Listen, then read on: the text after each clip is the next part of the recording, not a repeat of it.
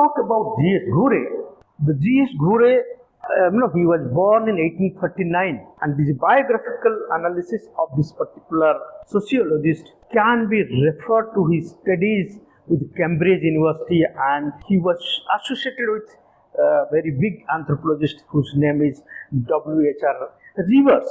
So he was under his guidance and mentorship at Cambridge University.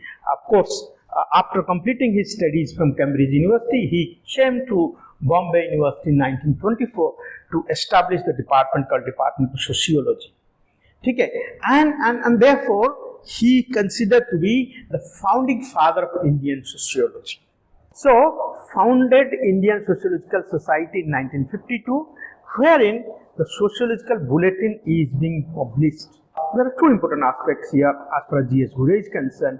He established the department called Bombay School in 1924. Their Department of Sociology he has started. Secondly, the professional body of the sociologist in the country is called Indian Sociological Society. You can go to this website of Indian Sociological Society and look at G.S. Ghurye and his contributions and why he has formed this particular society. So therefore, it is the professional body of Indian sociologists. I think there are more than 6,000 members, life members. It is G.S. Ghurye who has formed this society called Indian Sociological Society. Okay. Thirdly, he has supervised 80 students' thesis, and M.N. Srinivas, Iravati Karve, they were the leading sociologists, those who are trained under G.S. Ghurye. Okay, so G.S. Ghurye not only established the department in Mumbai or in Bombay, that's called Bombay School, but also he has produced the first generation of Indian sociologists, and they are included like M.N. Srinivas and Iravati Karve, those who are pioneer Indian sociologists trained by him. Now let us come to his approach. What is called this Indological approach is all about. So Indological approach, and what are the definitions he has tried to talk about. Indian society is studying by using classical text. So classical text has to be used as a method and methodology to study Indian society. So study Indian society using the classical text like Vedas, Upanishad, Dharma Shastra and Purans, like what I have referred to, like your Upanishads, Mahabharata, Ramayana. I think these are the epics. If you have a question, I'll be very happy to answer it at the end as far as these texts are concerned, because Ambedkar University is considered to be a Buddhist university and students largely come from marginalized section of society. They may be very critical about it. I welcome also its criticality, and I have the answer to your queries if you have any. What I'm trying to say, that these are the sources as far as Indological approach is concerned of G.S. Ghurye. Then if you talk about methodological contribution of G.S. Ghurye, what are the methodologies he has used? It is again history and comparative studies, which I have already referred in my early point of view. Historical approach and comparative method. What is called a historical approach? The history has to be used as an analytical tool to understand the present day society. And when you talk about history to be used in an analytical framework, here history means the books written like Vedas, Upanishad, the Purans.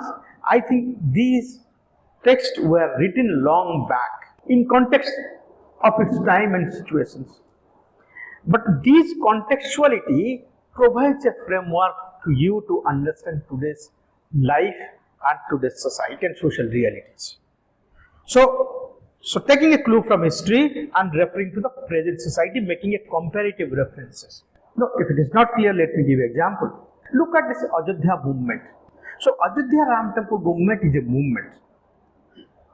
But essentially, these movements are based on these historical stories or these historical facts or these historical epics specifically about Ramayana.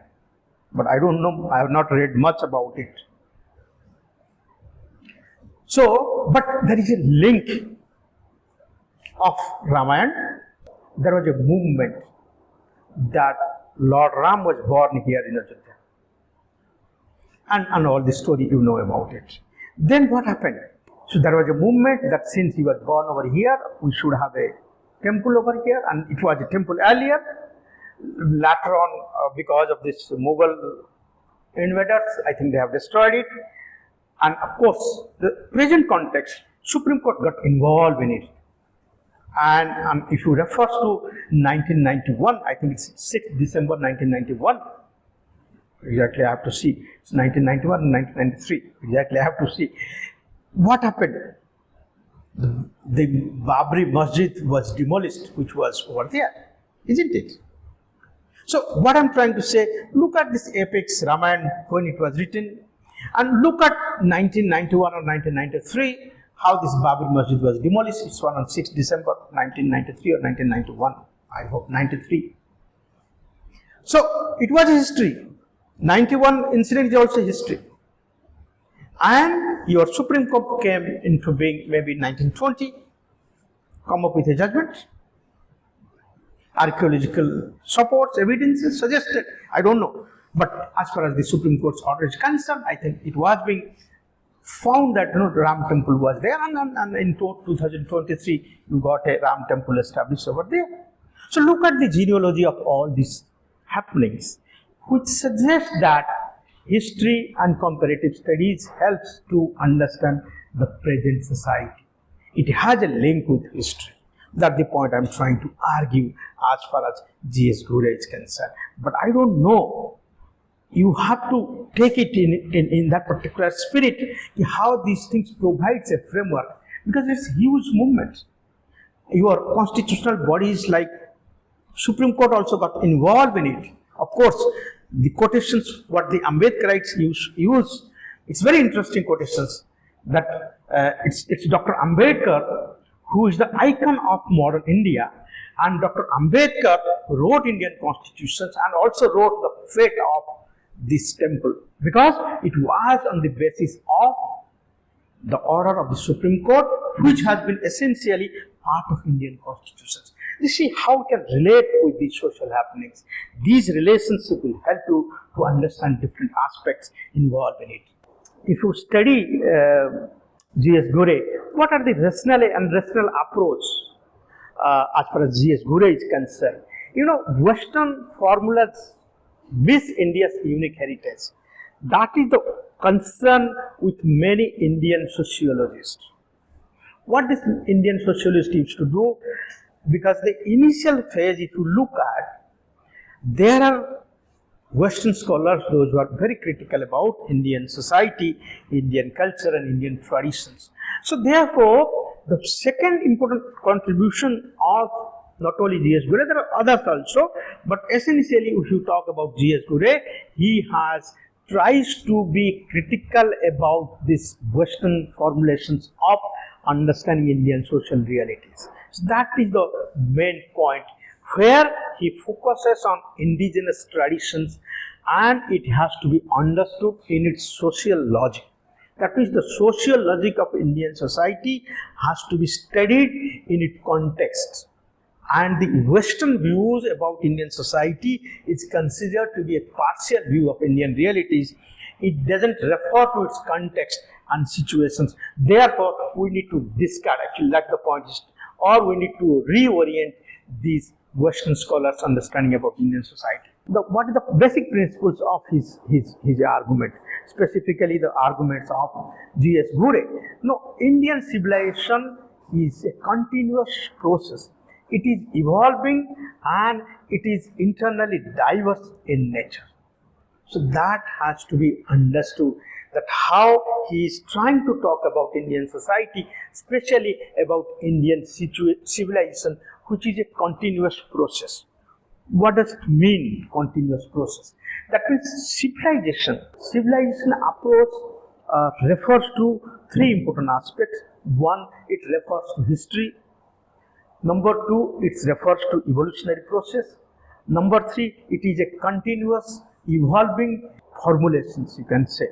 So three ways to refer to civilization, any civilization for that matter, but also in Indian context and Indian civilization, you can talk about how these Indian civilizations are continuous and how it is evolving and how this has taken the diverse Indian situation into its context, which we say that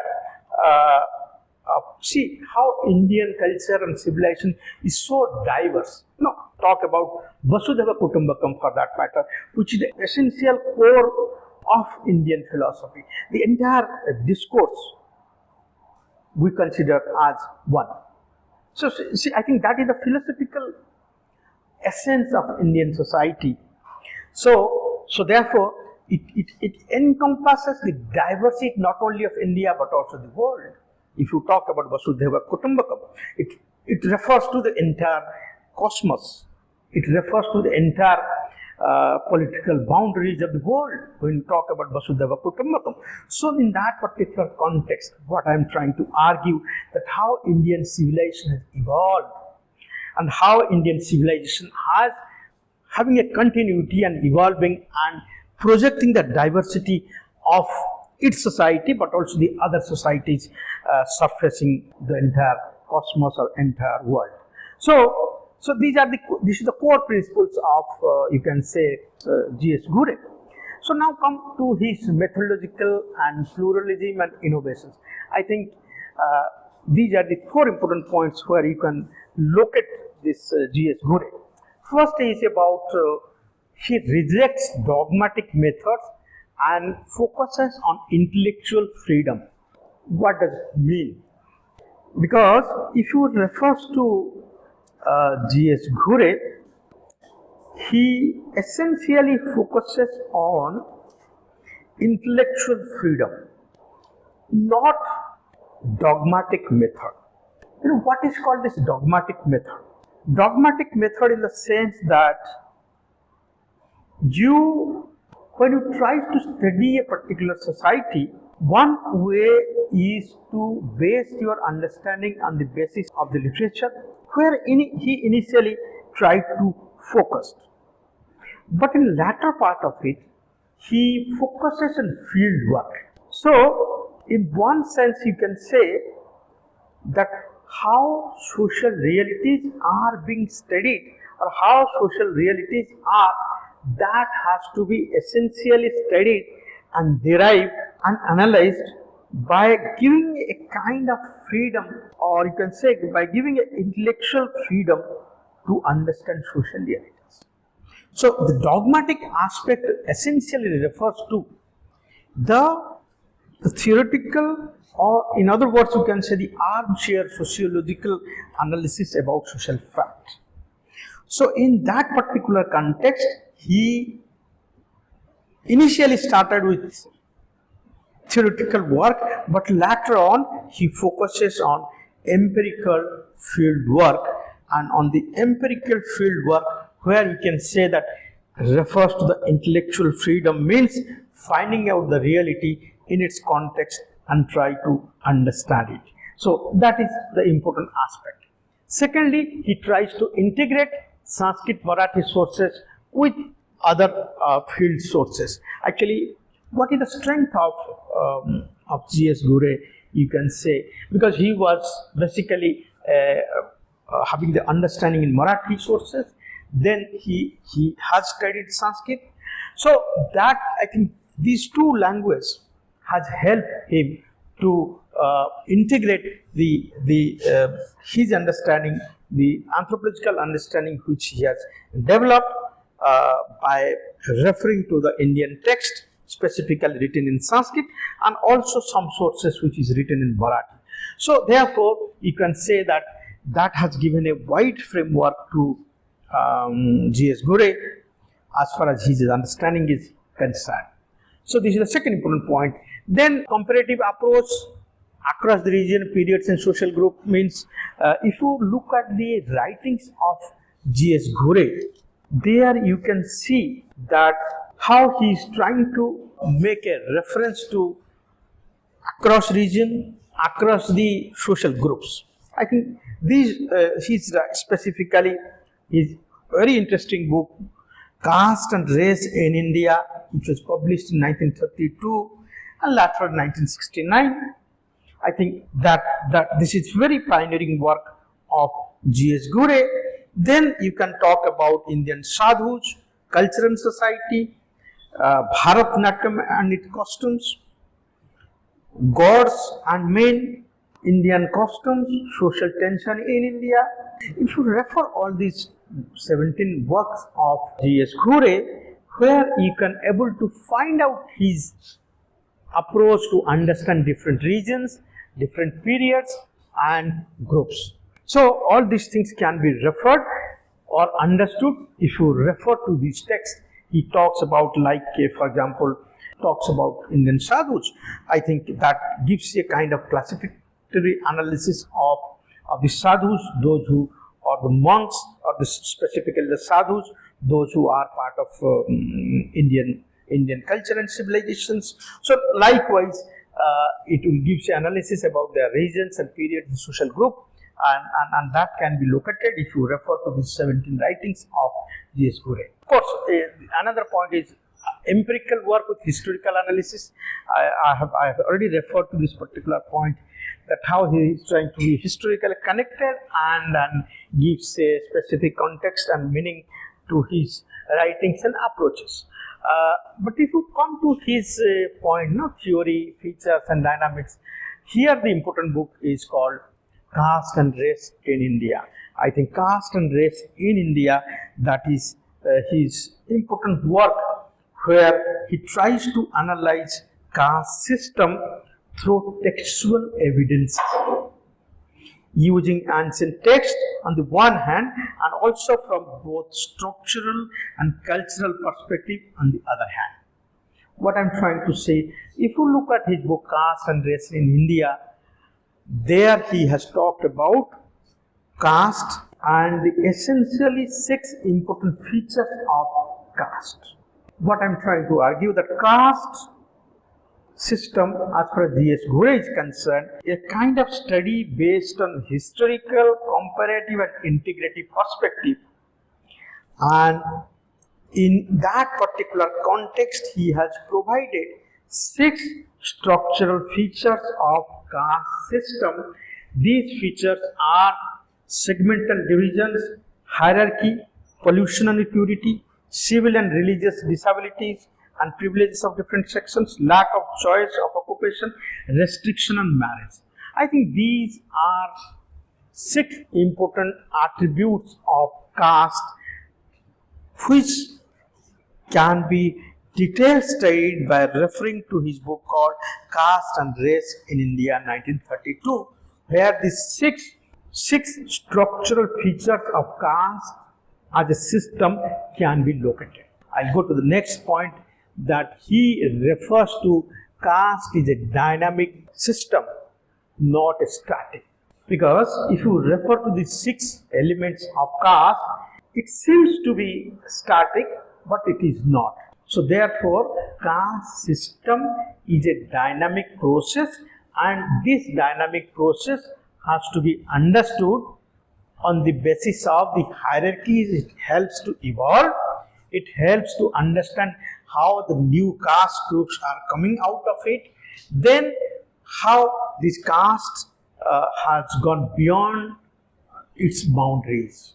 So therefore, caste as a system is not a static institution. It's not a static system. Rather, it is a dynamic system. Let me elaborate this point. New caste policy. What is called this new caste which has emerged? If you talk about in the process of history, you can see that there are movements, and these movements can be called as assertions, social movements. I think the movement and assertions pertaining to caste and caste-based discriminations, which has to be located in the context of history. I think it has started with the Jains movement, the Buddhist movement, and later on to the movement which was Or if you go beyond, then you can talk about Periyar, then you can talk about Shahuji Maharaj. I think all these movements were there as far as caste-based discriminations are concerned. So, what has happened if you take all these caste-based assertions and movements? You'll find people, specifically the Sudras, those who are part of the Hindu social structure, they have adopted to different religion, or they have adopted Buddhism for that matter, they have adopted to Christianity for that matter, they have adopted to Islam for that matter. So, new kind of caste has emerged. Among Muslims also you can see caste. Caste is a dynamic. Because of the historical processes, new caste has come up. Specifically among Muslims, even among Christians. So, if you refer to this G.S. Ghure's analysis, you will see that how hierarchies has evolved and how new caste has emerged in India, and all this emergence suggests that caste as an institution, how dynamic it is. And if you talk about caste as integrations, that means it has brought others to Hindu fold. The Hindu fold in the sense that if you talk about caste, where you can see that how the tribes to whom G.S. Ghure said as backward Hindus. So taking others into its fold, specifically the tribes. G.S. Ghure talks about tribes as backward Hindus, and that suggests that how we are taking others into our fold, specifically the Hindu fold. I think that suggests that it is the evolving nature of Hindu society, where you can see that how Hindu rituals are being adopted by other communities, specifically the tribes, what he is trying to refer. So, caste is integrating with local groups, specifically bringing people to Hindu fold and adopting Hindu rituals. I think we'll try to know when you make a detailed elaborations about all these points in subsequent of time. Then the last point today maybe about kinship, family and marriage system. There also you can see that how he is trying to talk about kinship, marriage and family as a social analytical framework, that how this endogamy, exogamy and hypergamy, I think all these things are related to the marriage systems, and that can be studied by referring to this G.S. Ghure. I think that's all about G.S. Ghure, and you can make your own studies. Thank you very much.